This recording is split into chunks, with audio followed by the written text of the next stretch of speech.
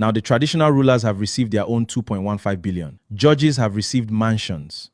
Churches and mosques have received 8.05 billion. And you? A few grains of rice. If you know what all this means. You better be wise. Drop your comment.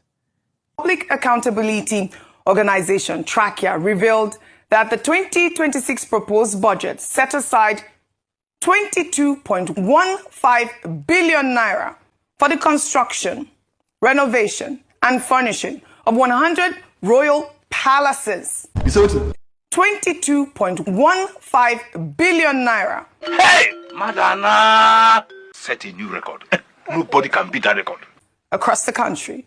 Among findings which were posted on their X page on Wednesday, 11 palace projects worth over 5 billion naira have no clear identified locations, including 1.54 billion naira earmarked for the modernizing and furnishing of some selected national heritage palaces in communities across Nigeria. The organization found that billions of naira meant for traditional palaces appeared to be routed through unrelated agencies, including the Nigerian Institute for Oceanography, the Cocoa Research Institute in Ibadan, the National National Cereal Institute, and even the National Institute for Cancer and Traditional Palaces.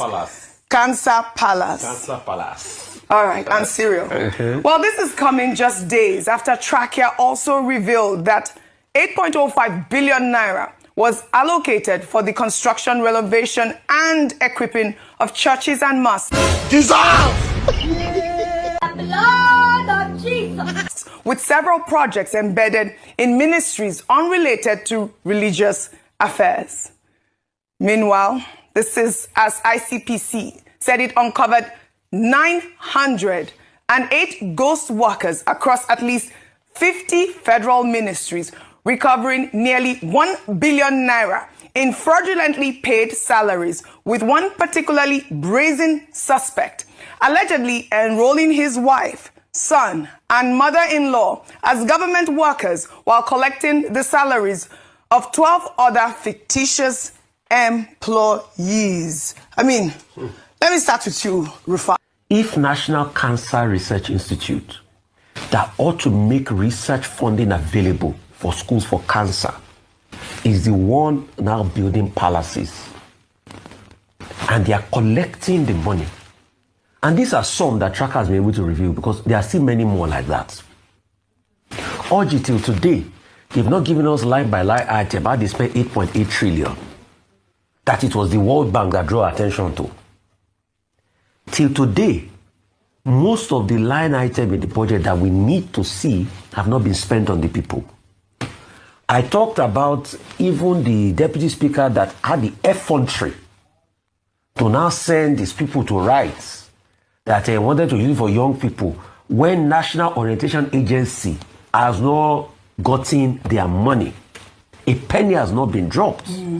What I would like to say is, if we can pass a bill to strengthen the powers of the FRC, Federal Revenue Commission, to scrutinize and make the powers be sort of like an OBR in the UK, to scrutinize the budget process. In fact, in my head, I've written that bill, where that agency that will scrutinize the budgets will not be subservient to the president, will not be subservient to the National Assembly. The people on the agents will serve independently. All right. And all the budgets must be submitted to them to scrutinize for 45 days before the president now takes seats to the National Assembly to assent.